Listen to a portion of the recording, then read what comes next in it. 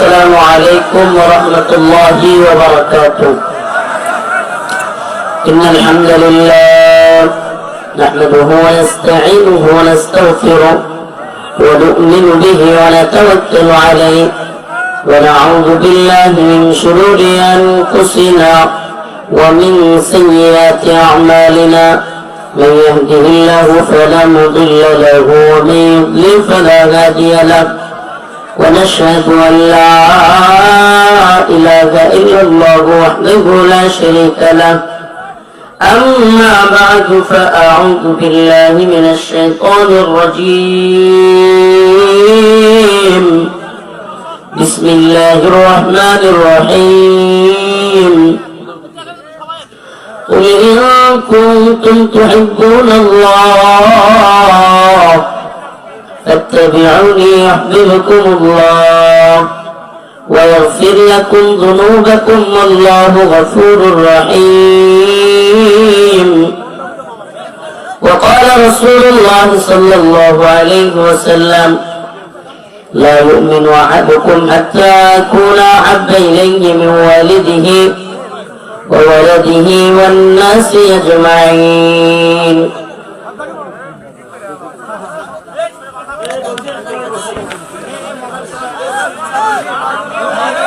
রশিদপুর মিফতাহুল উলুম কওমি মাদ্রাসা ও এতিমখানার উদ্যোগে আয়োজিত আজকের এই বার্ষিক ওয়াজ মাহফিলের সম্মানিত উলামায়ে কেরাম, সম্মানিত মুরব্বিয়ানে আযম, প্রিয় যুবক ভাইরা, স্নেহের ছোট ভাইরা, আল্লাহ রাব্বুল আলামিনের দরবারে অসংখ্য অগণিত শুকরিয়া যে মহান রব্বুল আলামিন আপনাকে আমাকে কোরআন সুন্নাহর কথা শুনবার জন্য গভীর রাত পর্যন্ত এখানে বসার জন্য ব্যবস্থা করেছেন।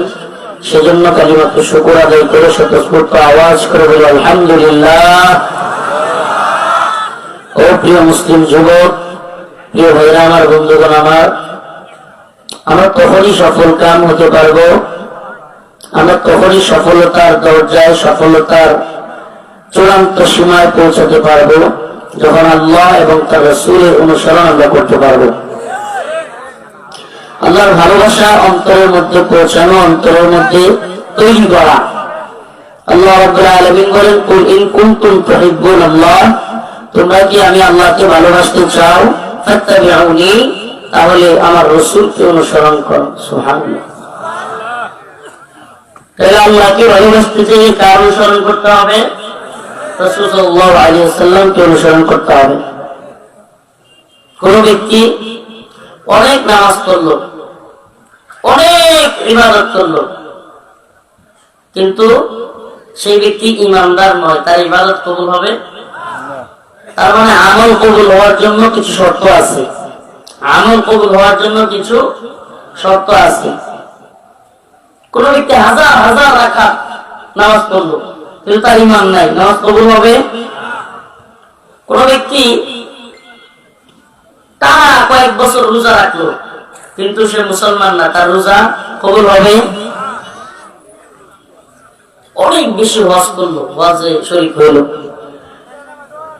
50 বার 100 বার, যদিও সম্ভব না, কিন্তু কেউ যদি 100 বার হজ করে, বাইতুল্লাহ তাওয়াফ করে, কিন্তু সে যদি ঈমান না আনে, তার এই হজ কোন কাজে আসবে?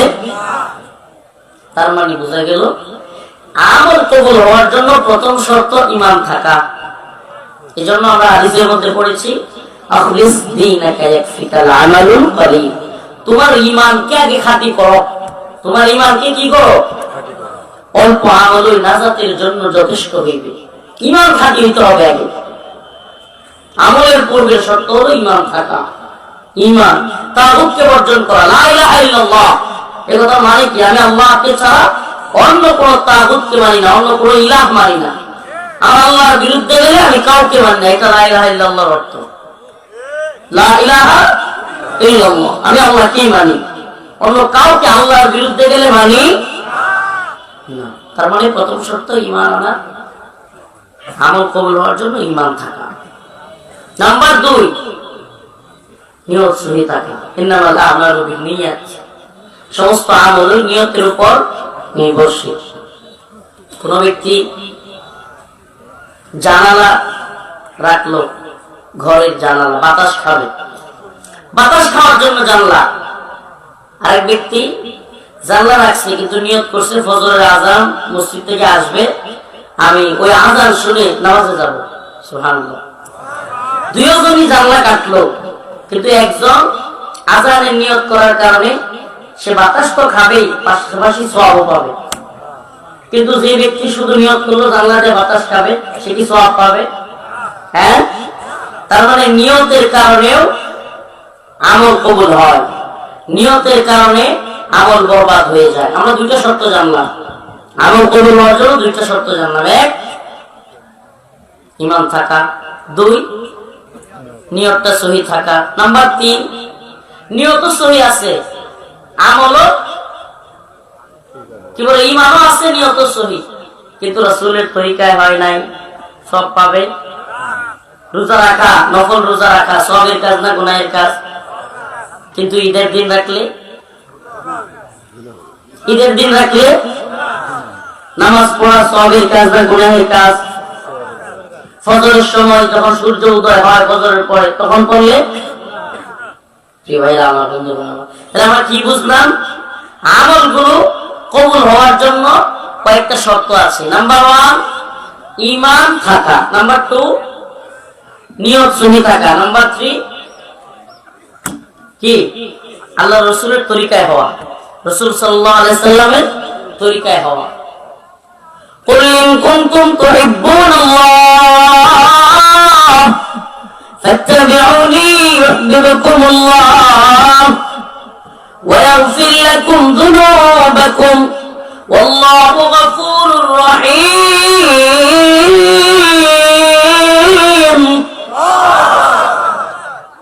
আল্লাহ রাব্বুল আলামিন বলেন, হে নবী আপনি বলে দেন, হে আমার প্রিয় হাবিব জানায়া দেন, যদি তোমরা আল্লাহকে ভালোবাসতে চাও। কাকে? আল্লাহকে ভালোবাসতে চাই তো? হ্যাঁ, কেমন? অল্প বেশি? ফজরের নামাজের সময় ঠান্ডা পানি দিয়ে ওযু করার অভ্যাস আছে? হ্যাঁ, অনেকে চোখ সরায় ফেলছে, মাশাআল্লাহ। চোখ সরায় ফেলা এটা কিছুটা হইলেও ভালো মানুষের লক্ষণ। যারা চোখে চোখে তাকায় মিথ্যা বলতে পারে, এরা খুব ভয়ঙ্কর মানুষ, ভয়ঙ্কর মানুষ, আরো নিবিড়। এই বদমাশ আমার চোখে চোখে তাকায়া এত বড় বড় ভয়ঙ্কর মিথ্যা বলছে। এই লোক তার নেতৃত্বে আমার শরীরের কাপড় খুলছে, এই লোক তার নেতৃত্বে আমার জুব্বা লুঙ্গি খুলে, এগুলো খুলে মহিলা দিয়ে জড়ায় ধরাইছে, এগুলো নিয়ে ভিডিও করছে। 4 দিন পর এই লোক আমার সামনাসামনি সাক্ষাৎ হয়েছে, বলে হুজুর আপনি 4 দিন ধরে আমার থানায়, আমি জানি না। চোখে চোখে তাকায়া, এত বড় মিথ্যাবাদী, চোখে চোখে তাকায়া, মানে রাতের আধারে মহিলাদেরকে দিয়া আমাদেরকে জড়ায় ধরাইছে, ছবি তুলছে।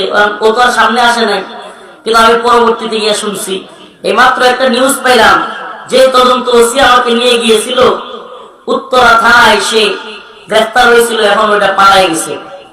একটু আগে ওসি শাহ আলম, বাড়ি আমাদের নেত্রকোনায়, গ্রেফতার হয়েছিল উত্তরায়, এখন পালাইছে। সবগুলোকে পালাইতে হবে, আল্লাহ জালেমদেরকে ছাড় দেয় না। পালিয়ে থাকা জিন্দেগি কি কষ্টের। কাকু বুঝতেছে, কাকু ছিলেন না, ওই যে বলছিল পালাবো না। আমি গত 2 দিন ধরে মিলাইতেছিলাম, কি এই লোকটা অনেকেই গ্রেফতার হইলো, সে গ্রেফতার কেন হয় নাই? আমি মিলাইতে পারতেছিলাম না, এতদিন কিভাবে সে পালায় থাকতে পারলো।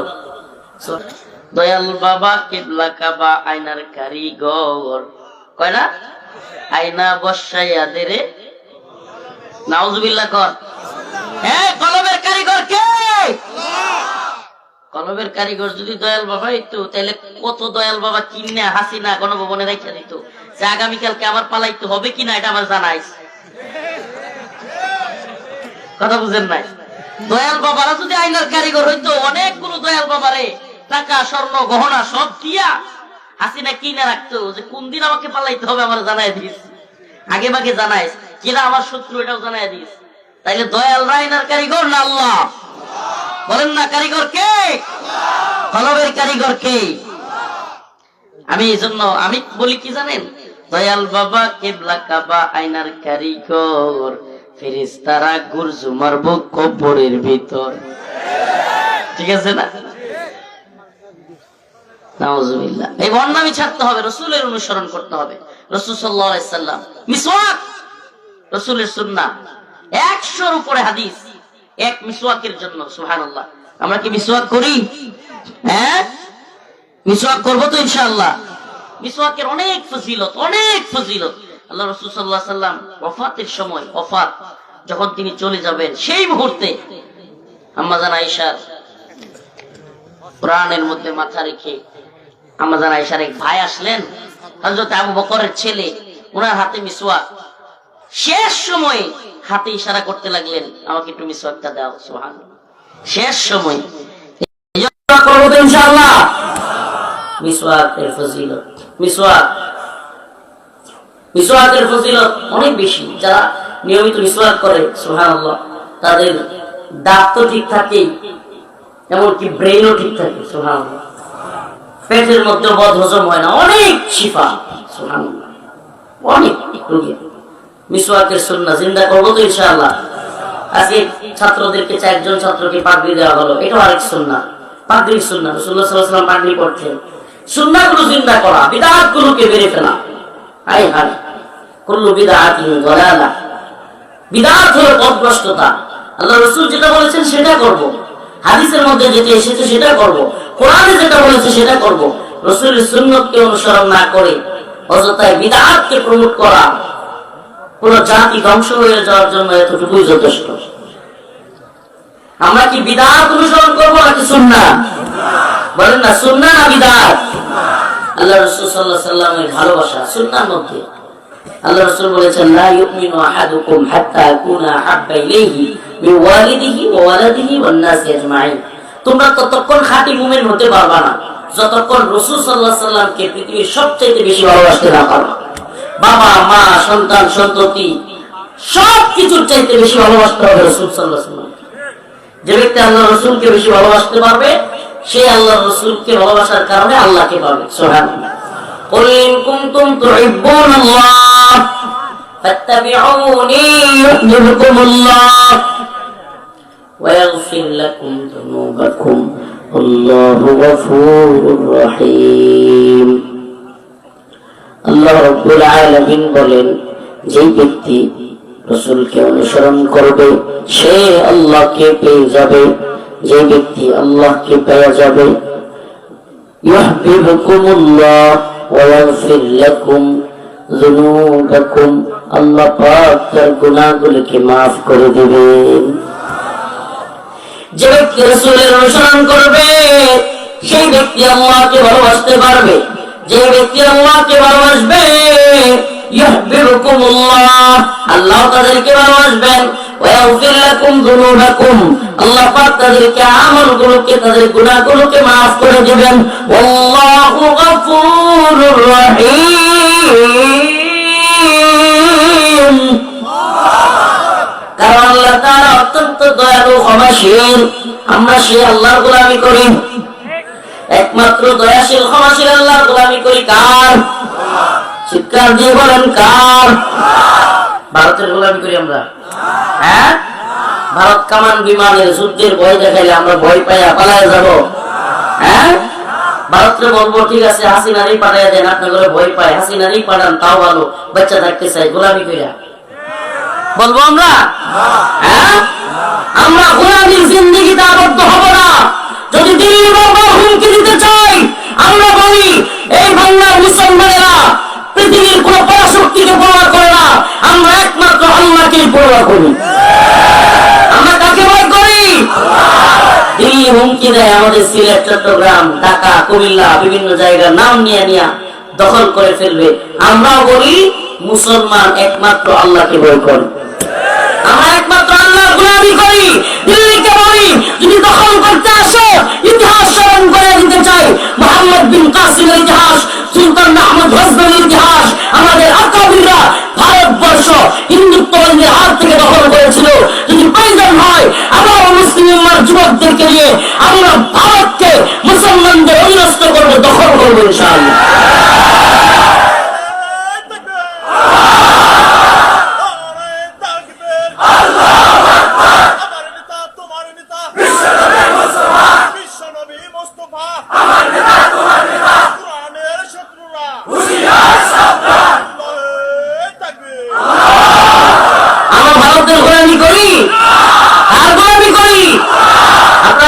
ভারতের হুমকি ধমকিতে ভয় পান?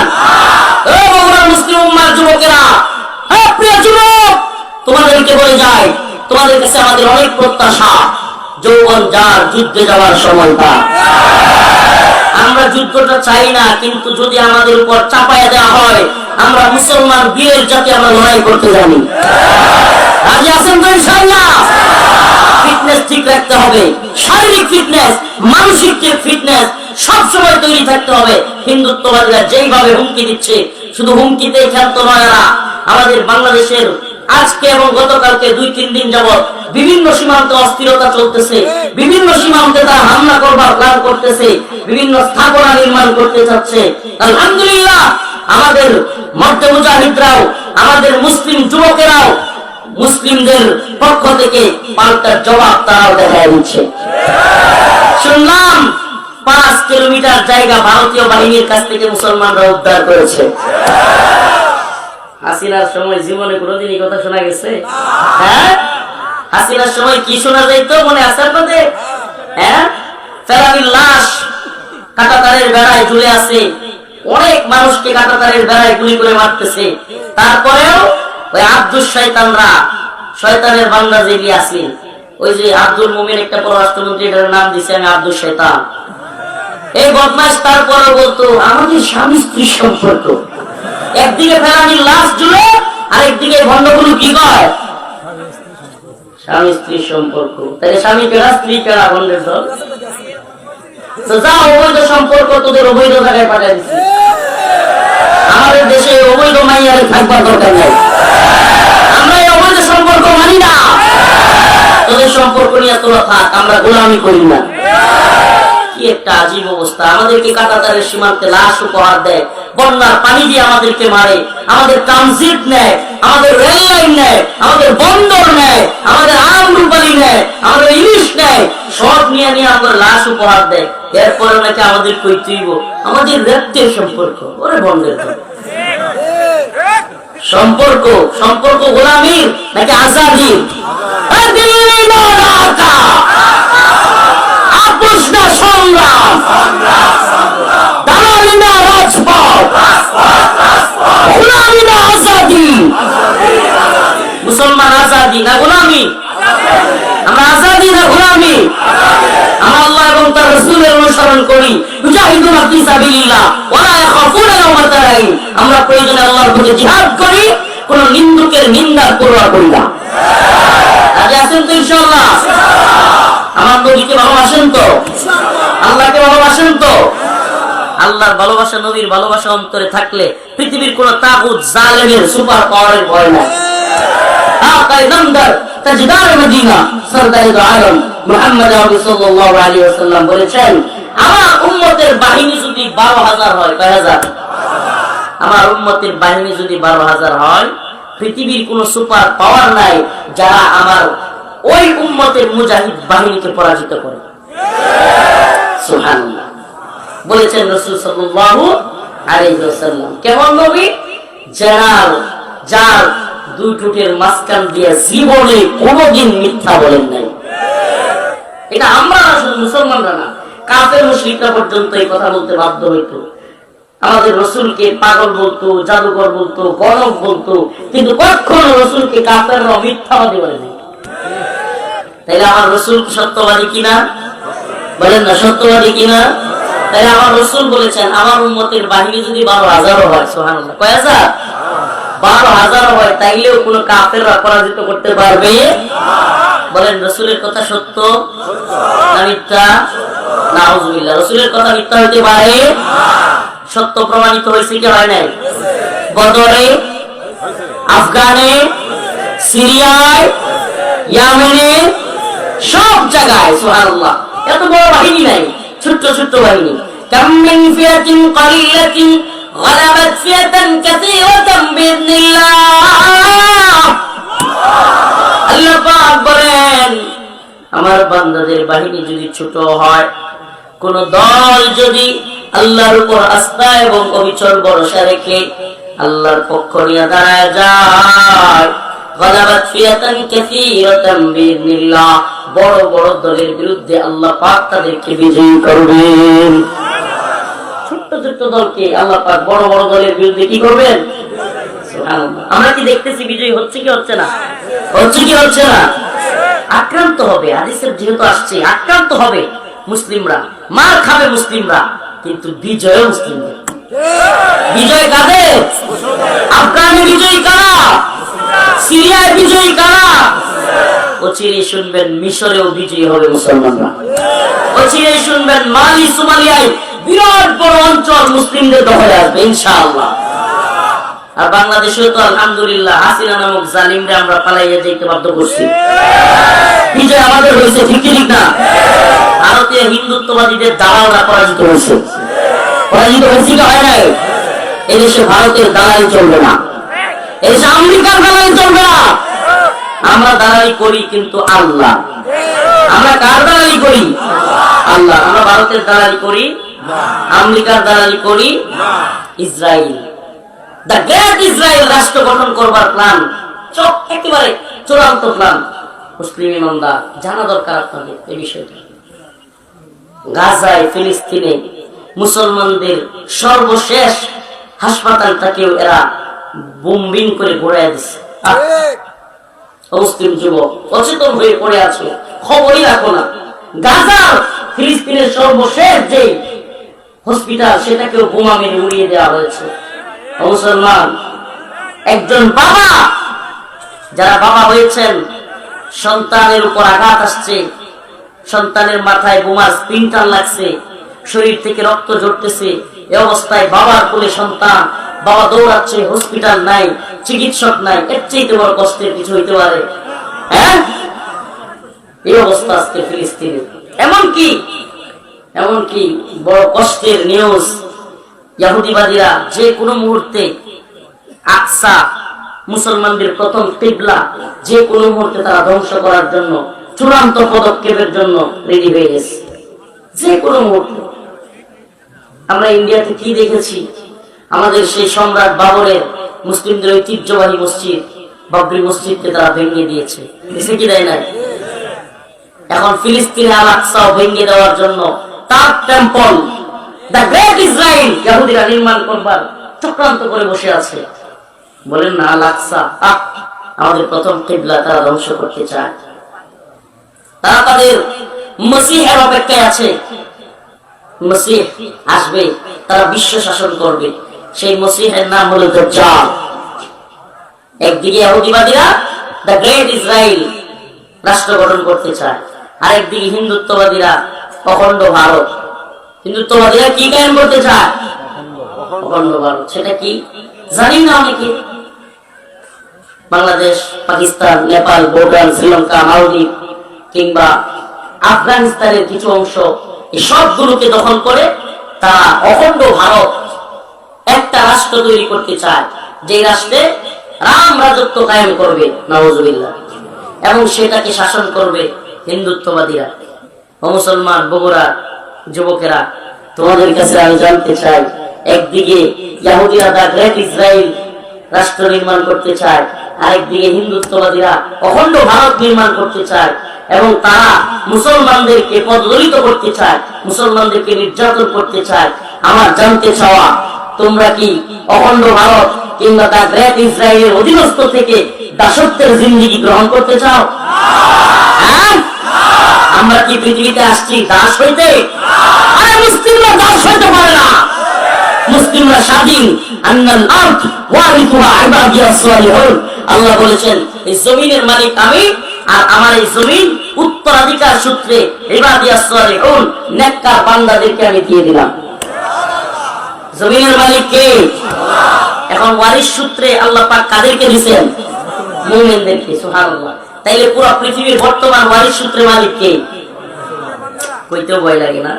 আরে আমেরিকার মতো super power, Israel, Bharat, Russia, চীন, এতগুলোর মধ্যে আমরা কমু আমাদের পৃথিবী। ও মুসলমান, কবির ভাষায় বলতে চাই, আসসিনু লানা ওয়াল আরাবু লানা ওয়াল হিন্দু লানা ওয়াল কুল্লু লানা।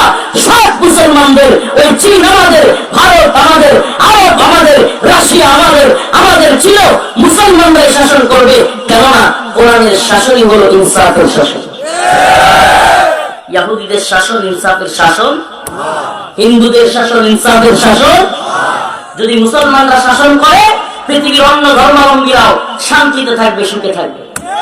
ন্যায়, ইনসাফ, শান্তি, কামিয়াবি তখনই আসবে যখন গোটা পৃথিবী কোরআনের শাসন কায়েম হবে। পৃথিবীতে কোরআনের শাসন কায়েম হোক, চান কি চান না? চান কি চান না? এই তন্ত্র মন্ত্রের জাহালতের শাসন চান নাকি কোরআনের শাসন চান? বলেন না, কোন শাসন চান? সমাধান চাও যদি জীবনে মরণে, ফিরে যাও খুঁজে নাও চোখ রাখো কোরআনে। সমাধান চাও যদি জীবনে মরণে, খুঁজে নাও ফিরে যাও চোখ রাখো কোরআনে। তবে পাবে সুখ শান্তির ঠিকানা, তবে পাবে সুখ শান্তির ঠিকানা, যদি মেনে নাও তুমি মনে প্রাণে। সমাধান চাও যদি জীবনে মরণে, খুঁজে নাও ফিরে যাও চোখ রাখো কোরআনে। ঘরে বলো কিবা রাস্তে বলো, ঘরে বলো কিবা রাস্তে বলো, অশান্তি দূর করে শান্তি আনে। সমাধান চাও যদি জীবনে মরণে, ফিরে যাও খুঁজে নাও চোখ রাখো কোরআনে। রাজি আছেন তো ইনশাআল্লাহ? আমরা কোরআন চাই। আমরা কি চাই? আল্লাহর জমিনে আল্লাহর শাসন। কোনটা? স্লোগান হবে আল্লাহর জমিনে আল্লাহর আইন বাস্তবায়ন ফরজে আইন। পারবেন তো? আমি বলবো আল্লাহর জমিনে আল্লাহর আইন, আপনারা বলবেন বাস্তবায়ন ফরজে আইন। পারবেন তো? আল্লাহর জমিনে আল্লাহর আইন হয় না দি? শয়তানের আইন চান? ইমাম থাকবো? আব্রাহাম লিঙ্কনের আইন চান নাকি কোরআনের আইন? আল্লাহর জমিনে আল্লাহর আইন। বগুড়া মানুষ কোথায় গেছে? বাস্তবায়ন ফরজে আইন। আর একটু সহজ করবো, আরো সহজ। ইম্মা শরিয়া ও ইম্মা শাহাদা, হয়তো শরীয়ত নয়তো শাহাদাত। আমি বলবো হয়তো শরীয়ত, আপনারা বলবেন নয়তো শাহাদাত। এটা বলবেন হয়তো শরীয়ত, হয়তো শরীয়ত। আরবি পারবেন একটু? আমরা বলবো ইম্মা শরিয়া, আপনারা বলবেন ইম্মা শাহাদা। ইম্মা শরিয়া, মাশাআল্লাহ, ইম্মা শরিয়া হয়তো শরীয়ত, হয়তো শরীয়ত নয়তো শাহাদাত। আল্লাহর জমিনে আল্লাহর আইন বাস্তবায়ন ফরজে আইন। এর মুখস্থ করা দরকার। আল্লাহর জমিনে আল্লাহর আইন বাস্তবায়ন ফরজে আইন। আল্লাহর জমিনে আল্লাহর আইন বাস্তবায়ন ফরজে আইন। দালালি না রাজপথ, আপোষ না সংগ্রাম, গোলামি না আজাদি,